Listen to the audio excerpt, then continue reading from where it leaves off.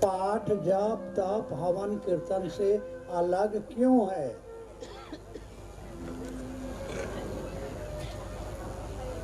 सब कुछ तो चल ही रहा है, पहले से चल रहा है। पहले से जो चल रहा था अब वैसा चल नहीं पा रहा है। आपके आध्यात्म के मामले में कोई खोज नहीं हुई है। खोज तो हो गई कि पहले ताड़ का पंखा था। हमारे मेरे बाबूजी जब अफसर थे पूर्णिया और इस सब में, तो उनके रूम में बिजली थी नहीं, पंखा था नहीं, बिजली देर से आई। तो मैं देखता था कि झालर लटका हुआ है और एक आदमी बाहर टूल पर बैठ के उसकी रस्सी खींच रहा है, झालर हिल रहा है। और आज देखिए एसी रिमोट पर है। रिमोट क्या कहेगा, ताली बजाई एसी चालू। एक आदमी ऐसे ही एयर कंडीशनर अपने घर में लगाया हुआ था, आवाज पर चलता था। जाड़े के दिन थे, मेन स्विच उसने उसका स्विच ऑफ नहीं किया था। क्या जरूरत है, ताली पर चलना है तो आवाज होगी तब ना चलेगा, फिर ताली बजा देंगे, बंद हो गया। गिलास में पानी रखे बता टेबल पर, एक बिल्ली कूदी, गिलास को गिरा दी, गिलास किया झन से टूट, एसी चालू हो।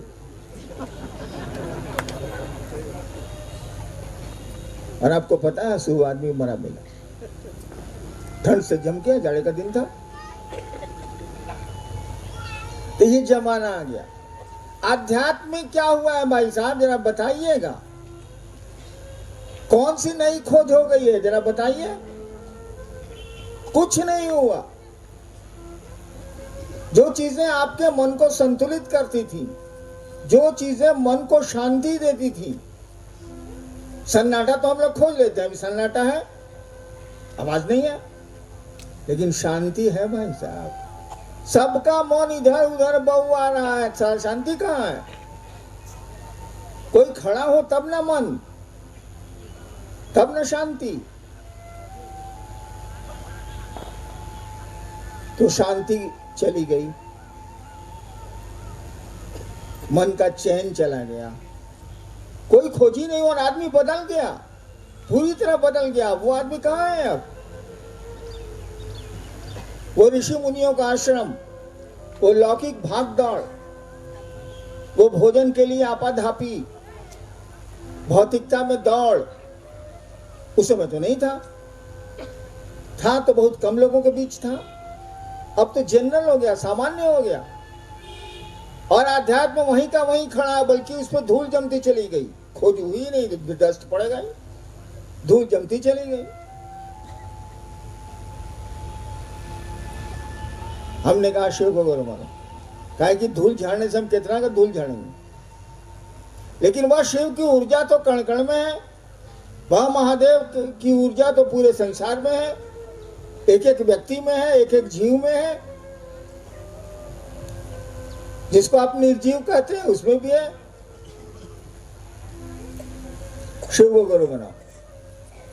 मैंने जब गुरु बनाया था ना, तो ऐसा ही सोचा, सब फालतू धंधा साला। लेकिन लाचारी में शिव को गुरु मान लिया था, कोई उपाय मेरे पास नहीं था, विवशता में। अब लाचारी आप भूखे रहिए या व्रत उपवास में भूखे रहिए, शरीर पर तो असर पड़ेगा भाई साहब। आपका खाना बंद कर दिया जाए तो, या अपने से आप छठ व्रत किए हैं तो, दोनों असर तो शरीर पर तो पड़ेगा, थोड़ा कम थोड़ा ज्यादा, लेकिन असर तो पड़ेगा। भोजन नहीं दीजिएगा, ईंधन नहीं दीजिएगा, गाड़ी चलेगी कैसे? तो विवशता में ही मैंने शिव को गुरु माना, लाचारी में माना, कोई उपाय नहीं था मेरे पास। लेकिन माना तो माना। मेरी एक आदत है, मैं आदमी जल्दी नहीं बदलता, मैं चीजें जल्दी नहीं बदलता। जो लोग पुराने गुरु भाई हैं उन लोगों से पूछेगा, मैं टूटी सी गाड़ी में जाता था शिव चर्चाओं में, और वहां कोई नई गाड़ी लेके आता था, लोग कहते थे सर नई गाड़ी पर चलिए ना। हम कहना, हम जिस गाड़ी से आए उसी गाड़ी पर जाएंगे। कि सर इसका ही गड़बड़ है, बहुत झक लेती है। हम कहा भैया हम जिससे आए हैं उसे कोई। तो मैंने अपने गुरु को भी नहीं बदला, शिव को गुरु मान लिया तो मान लिया, कोई तो बताने वाला था नहीं, कहीं मैंने पढ़ा नहीं था कि शिव गुरु है। लेकिन मैंने कहा ना कि लाचारी में मानिए चाहे मौन से मानिए, रिजल्ट आता ही गया और परिणाम आए। और परिणाम अगर नहीं आते तो आज आप यहाँ नहीं होते, न हम होते न आप होते, न ये संगोष्ठी होती, न कार्यक्रम होता, न शिव तो होते, शिव से नहीं होते।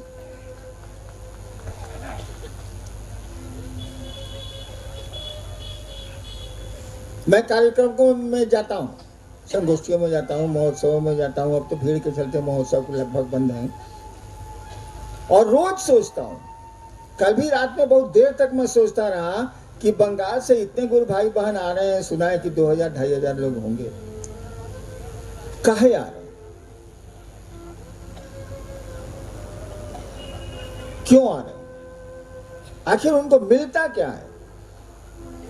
अपने पैसे खर्च करते हैं, वो परेशानियां उठाते हैं, वो रातों को रात भर वो प्लेटफॉर्म पर सोते हैं, बसों से लंबी लंबी यात्राएं करते हैं, ट्रेनों में धक्का मुक्की खाते हैं और तब भी आते हैं। आखिर क्यों आते हैं? शायद किसी ने सोचा हो या नहीं सोचा हो, लेकिन महादेव साक्षी है, मैं अक्सर सोचता हूँ। कल भी मैं सोच रहा था, सुबह भी नींद खुली तो यही सोच रहा था, क्यों लोग आते हैं, क्या मिलता है आपको आने से, क्या हासिल होता है आपको आने से, क्या देते हैं यहाँ के लोग आपको। बातें तो बहुत सुंदर आप भी जानते हैं, हमसे बढ़िया भाषण दे सकते हैं आप, तो फिर क्यों आए आप? ये रांची के महोत्सव में 4 लाख लोग आए, 3 लाख से ऊपर लोग आए, आखिर क्यों आए? मैंने तो मना किया था मत आइए, तब भी आए, क्यों आए? क्या कारण हो सकता है इनके आने का? इतनी परेशानियां और पैसे बर्बाद करके आने का क्या सबब हो सकता, क्या कारण हो सकता है? किसी ने सोचा कि नहीं, ये तो मैं नहीं जानता, लेकिन मैंने सोचा। और मैंने महादेव से यह भी कहा है कि इनको बुलाने का गुनाह मेरे द्वारा किया जा रहा या मेरे लोगों के द्वारा किया जा रहा। ये एक अपराध है जिसे महादेव ही क्षमा कर सकते हैं। अगर आपको हम आपके काम की चीज दे नहीं पाए तो क्यों बुलाते हैं आपको? क्या भीड़ इकट्ठा करना हमारा आपका उद्देश्य है? या दिखलाना हम लोगों का उद्देश्य है कि मेरे साथ इतने लोग हैं? या शिव से जोड़ना हम लोगों का उद्देश्य है? शिव गुरु से लोगों को जोड़ना हम लोगों का मकसद है। अगर जोड़ नहीं पाते हैं तो ये बंद होनी चाहिए, संगोष्ठियां बंद होने चाहिए, महोत्सव बंद होनी चाहिए, बैठकें। अगर आने वाले गुरु भाई बहनों को हम आप महादेव की ओर एक कदम चला नहीं सकते हो, थोड़ा प्रेरित नहीं कर सकते हो, थोड़ी आध्यात्मिक ऊर्जा नहीं दे सकते हो, तो लानत है ऐसे प्रोग्राम पर, ऐसी संगोष्ठियों पर, ऐसे महोत्सवों पर, ऐसी बैठकों पर। रात में मेरी बहुत बड़ी समस्या थी कि क्यों लोग आ रहे हैं, काहे आ रहे हैं। ठीक है, मैंने बुलाया होगा, परेशानी हो रही है, लोगों के पैसे खर्च हो रहे हैं, तब भी लोग आ रहे हैं, तो ठीक है, महादेव के नाम पर हम लोग ने बुलाया, शिव के शिष्यों को बुलाया। महादेव को छोड़ के किसी को अधिकार नहीं है शिव शिष्यों को बुलाने का। तो कुछ महादेव से लेके दीजिएगा ना भाई साहब, क्यों बुलाए हैं आप? क्या जवाब दीजिएगा शिव को? आप पूछेगा ना कि मेरे शिष्यों को बुलाने का तुमको कहां से अधिकार आया? हम कई बार कहे हैं कि गुरु और शिष्य के बीच में कोई नहीं होता, आपने सुना होगा, गुरु और शिष्य के बीच में किसी की हिम्मत नहीं आने की। पहले भी सिस्टम था ये भारतवर्ष में प्राचीन काल में कि अगर गुरु चेला ने गलती की है तो सजा की चिट्ठी गुरु के माध्यम से शिष्य को जाएगी, सीधे शिष्य को नहीं जाएगी। भाई मैं एक दिन मजाक कर रहा था कि अरे यमराज की चिट्ठी हम लोगों को कैसे आएगी? पहले महादेव कह जाएगी तब वहां से ट्रांसफर होगी, सारा गुरु के तो साइड से चेला को आती है, सारा सीधे कैसे आवेगा?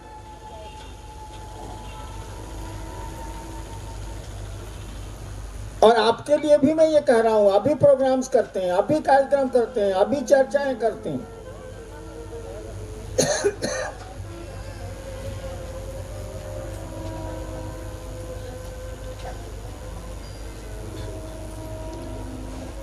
शिव का शिष्य बनाने के लिए करिए।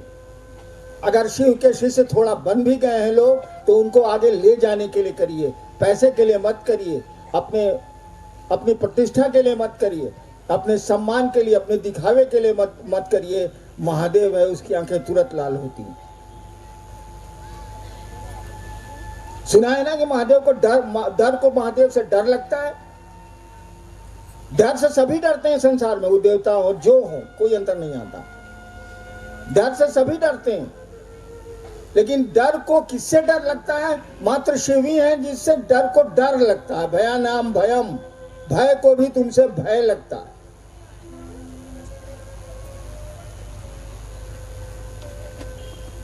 आप अगर अपने गुरु भाइयों को कुछ दे नहीं सकते हैं, जनता को कुछ दे नहीं सकते हैं, सुनने वाले को कुछ आध्यात्मिक ऊर्जा दे नहीं सकते हैं, मत करिए ये काम।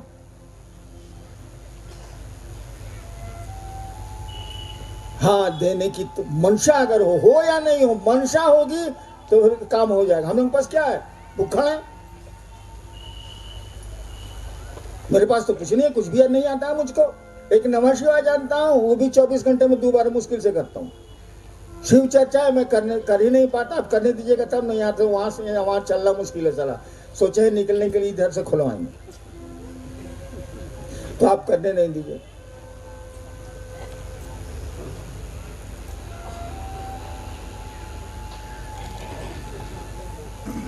तो इसीलिए शिव चर्चा की जरूरत पड़ी है कि आज का आदमी का मन ही नहीं टिक रहा है शिव के पास, ईश्वर के पास, भगवान के पास।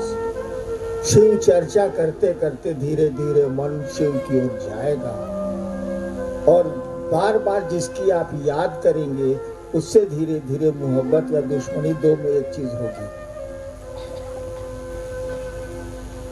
शिव की याद ज्यादा आएगी तो थोड़ी वहां तो प्रेम है, वहां तो दुश्मनी है नहीं, तो प्रेम थोड़ा जगेगा। शिव चर्चा इसीलिए हम लोग कहते हैं करिए, बढ़ाइए, लोगों से मिलिए, उसको करिए। और दूसरा, इस शरीर और इस मन से क्या हम लोग कर सकते हैं? खाते पीते तो कीड़े मकोड़े भी। नेक्स्ट।